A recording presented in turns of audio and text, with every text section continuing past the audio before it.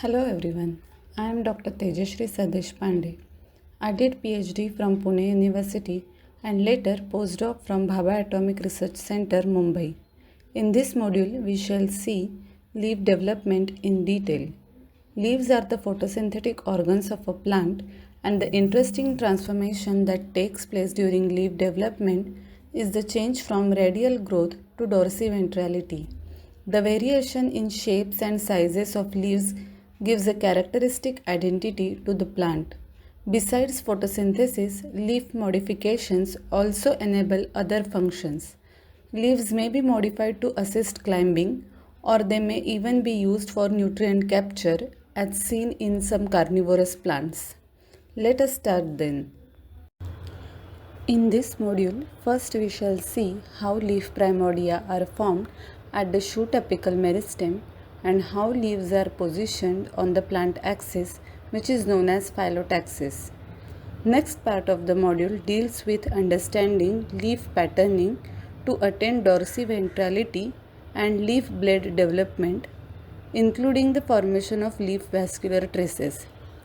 In addition, we shall see the development of stomata and trichomes, which are important features of leaves.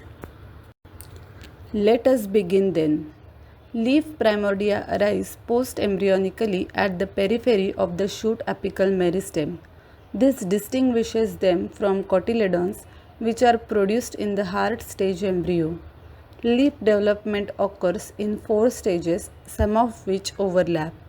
In the first stage, cells from the peripheral region of SAM are designated to develop into the leaf primordia.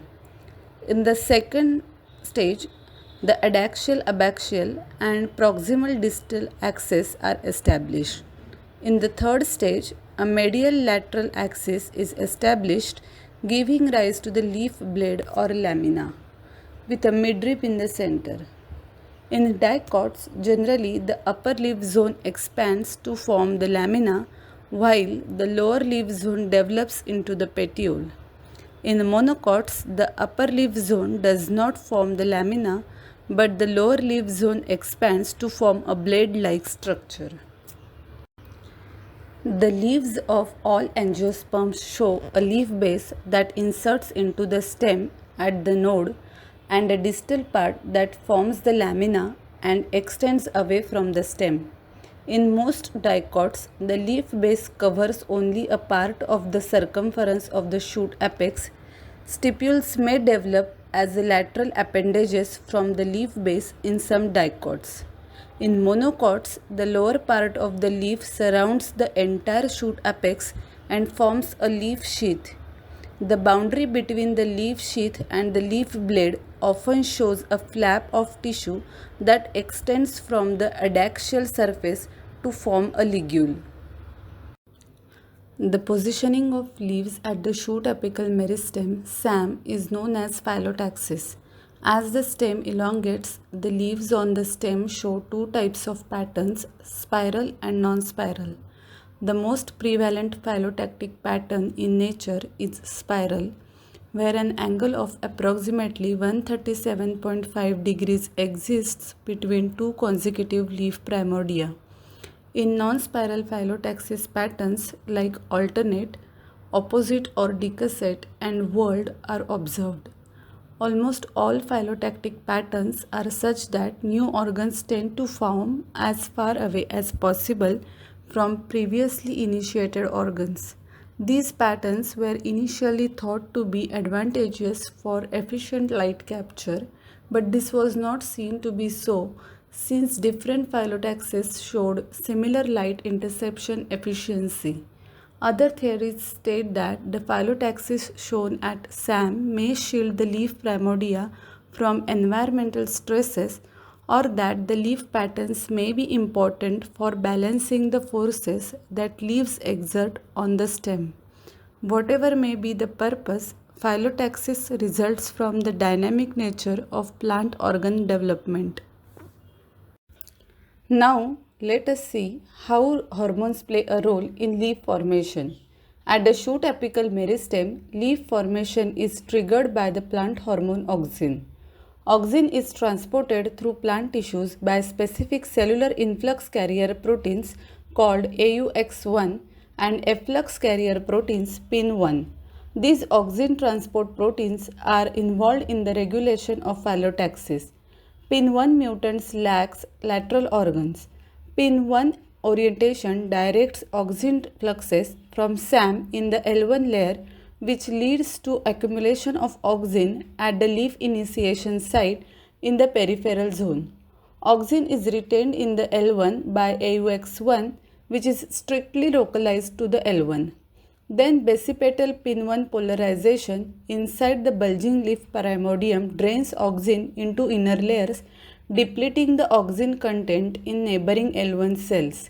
This generates a growth inhibitory zone around the existing leaf primordium and also prevents the simultaneous initiation of all leaf primordia. The next auxin maximum is created in the peripheral zone at a new position spanning a certain minimal distance from the existing leaf primordia, which defines the positions of the next leaf primordia. This results in leaf formations at regular and stable intervals. Auxin also activates the cytokinin signaling inhibitor Arabidopsis histidine phosphotransfer protein 6 AHP6.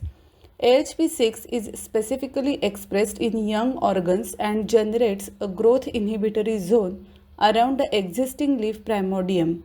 Hence, auxin and cytokinin play a role in creating specific Phyllotaxis patterns. Now we will see a very interesting transformation that takes place during leaf development, that is the change from radial growth to dorsiventrality.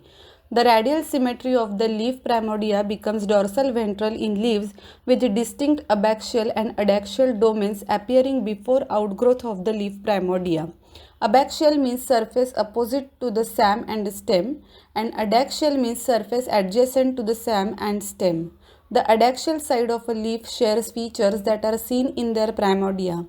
The MIP domain transcription factor asymmetric leaves AS1, AS2 in Arabidopsis and its ortholog rough sheath RS1 in maize repress the class 1 NOX genes like STM in the leaf primordia, thus inhibiting the stem cell function of NOX.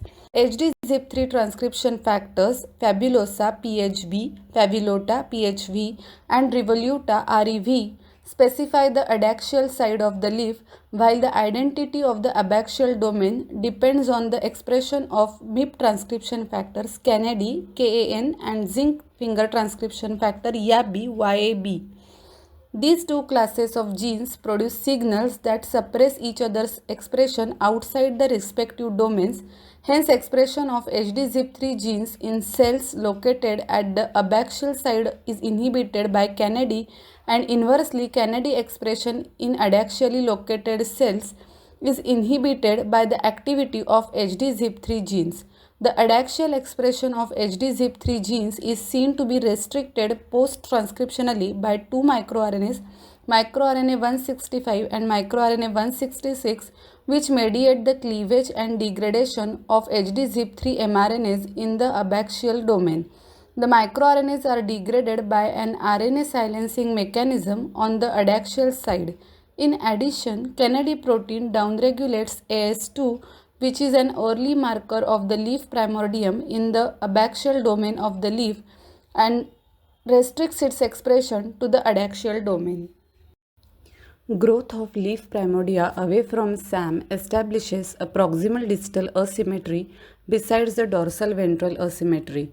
The domain close to the SAM is the proximal part, which gives rise to the petiole, and distal part that forms the lamina. The blade on petiole BOP genes regulate this polarity. BOP1 encodes a putative regulatory protein that modulates meristematic activity in the proximal region of the developing leaf by inhibiting NOX gene expression. Another gene, JAG, encodes a C2H2 zinc finger domain transcription factor and regulates the development of the distal part of leaf.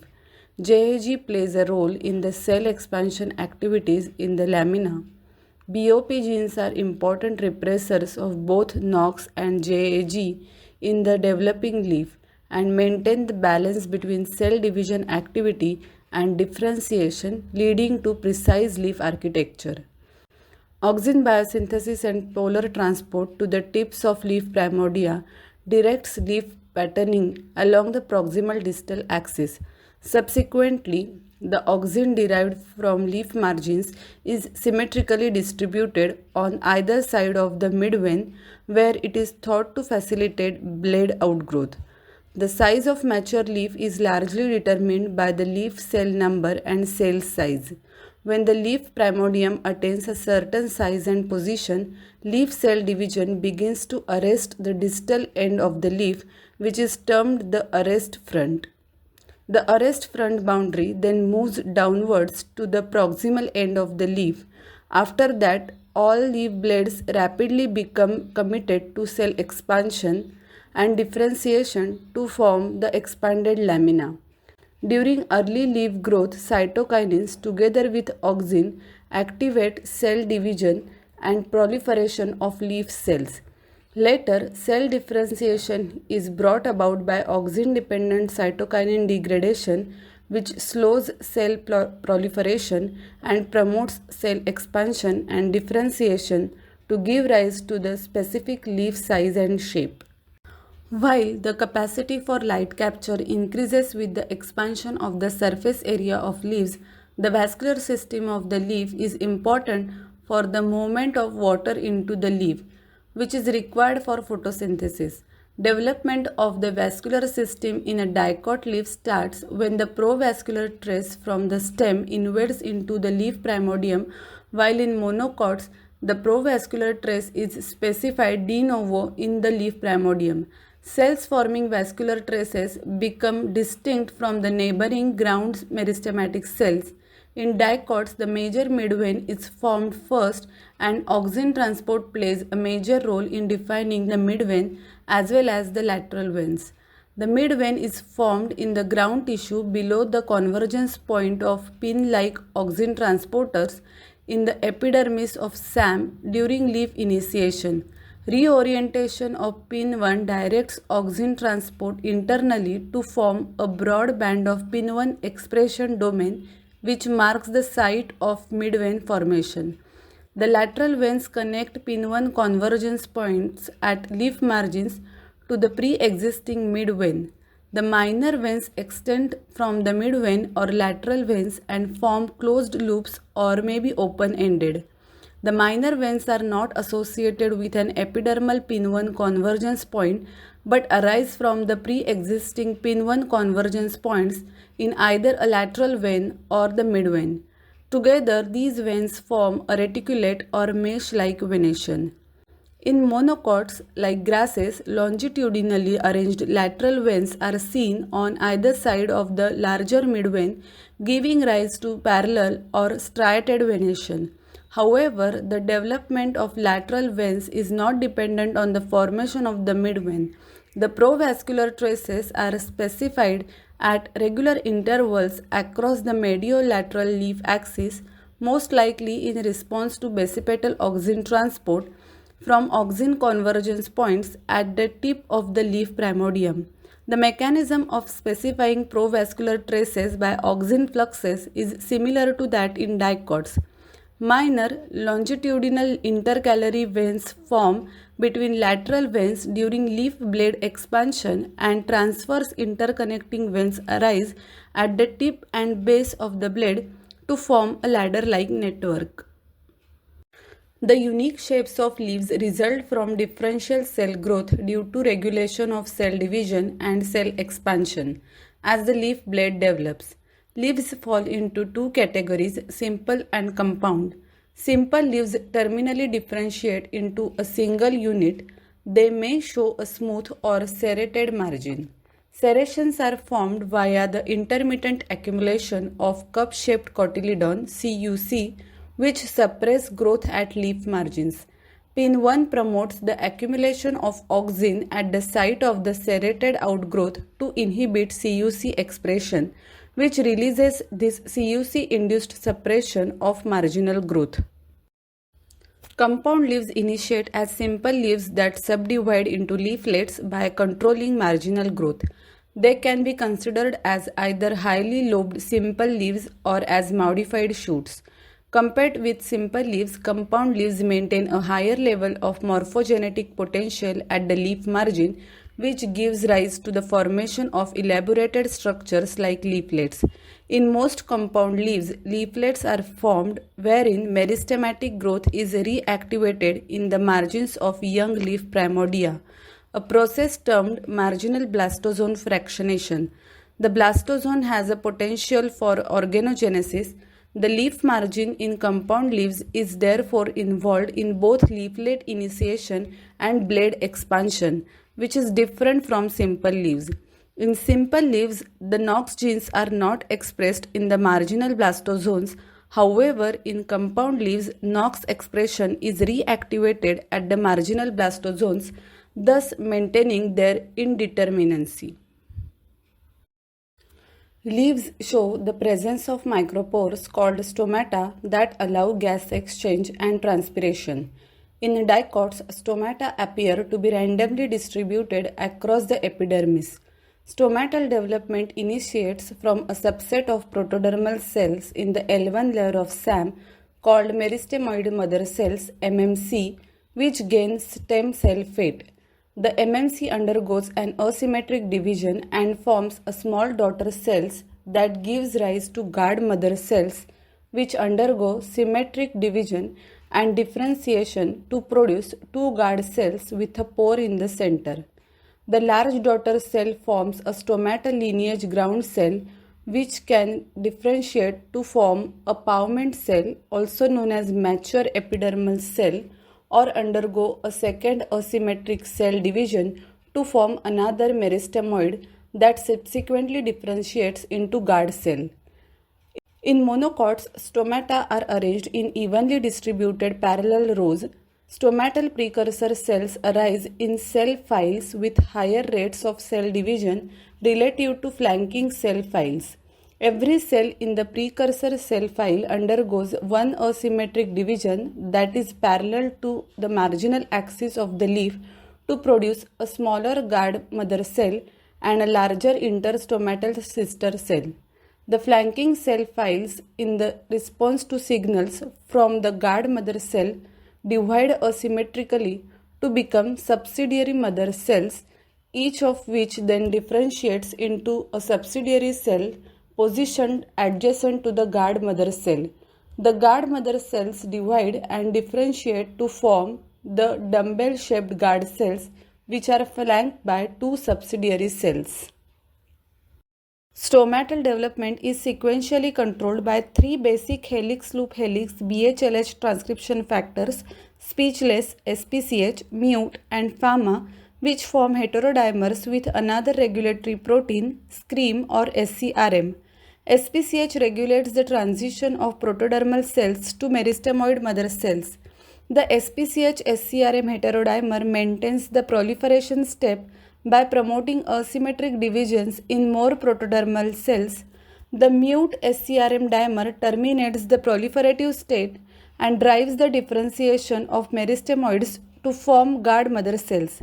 The FAMA SCRM dimer then induces guard mother cell division and differentiation to form a pair of guard cells.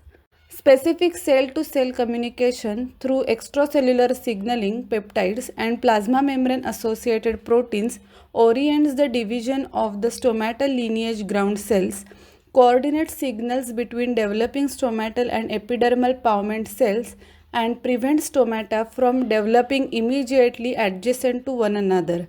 Extracellular proteins called epidermal patterning factors (EPFs) are secreted by the stomatal precursors into the apoplast. They act as ligands which bind to the membrane receptor kinases of erecta, ER family, and results in the inactivation of SPCH. EPF2 is secreted by the meristemoid mother cells and meristemoids to restrict the surrounding protoderm cells from entering the stomatal lineage.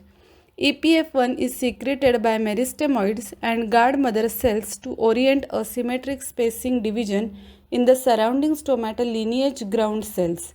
Thus, the signaling mechanism regulates appropriate stomatal spacing. Leaves of most plants show the presence of hair-like outgrowths from the pavement epidermal cells called trichomes. Trichomes may be unicellular or multicellular and act as a first line of defense against abiotic stresses or herbivore attack. In Arabidopsis, the trichomes differentiate on the adaxial surface of single protodermal cells at the leaf base of the leaf primordium and are typically separated by 3 to 4 non-trichome forming epidermal cells. The epidermal cells destined to become trichomes cease to divide and show 1 to 4 endo-reduplication cycles. On mature leaves, trichomes are branched with a single stalk sustaining 3 spikes. As the leaf grows, new trichomes are initiated at the leaf base and the already existing trichomes are separated due to cell divisions of the intervening epidermal cells. Trichome development is governed by the core trichome initiation regulators, namely the MIP transcription factor GLABRA1, GL1, the BHLH transcription factor GLABRA3, and the WD40 repeat protein transparent testa GLABRA1. Downstream trichome regulators include the HD-ZIP transcription factor GLABRA2 and TTG2.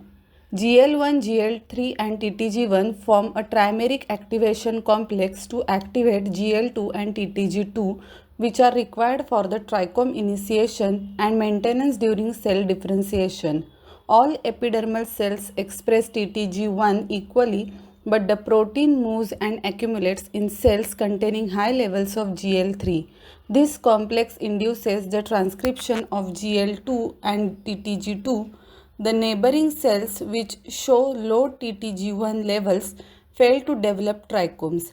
Negative regulators that are involved in trichome initiation and outgrowth consists of MIP transcription factors that include caprase CPC and tryptochan TRY. The trimeric activation complex also activates the transcription of these negative regulators which move laterally in the epidermis between neighboring cells, competing with GL1 and interacting with GL3 to establish the repressor complex GL3-CPC and TRY-TTG1. When inactive, the trimeric complex represses trichome initiation in adjacent cells. The positive and negative regulators ultimately result in a pattern of trichome and non-trichome cells. After the initial pattern is established, leaf growth leads to an increased spacing of trichomes without the formation of new trichomes. Interestingly, the trichome activation complex also participates in the morphogenesis of root hairs, but in the latter it inhibits root hair formation. Hence, the same gene network is responsible for the formation of trichomes of leaf epidermis and root hairs in the root epidermis. To summarize, in this module, we have seen how leaves initiate, grow, and develop features like stomata and trichomes. Leaves, being the sites of photosynthesis, are crucial for the growth and survival of plants. They are borne by plants throughout their life cycle by the activity of the shoot apical meristem. After maturation, the leaf undergoes senescence, which is a process of natural aging, after which is shed from the plant by the process of abscission. These processes will be covered in the next module.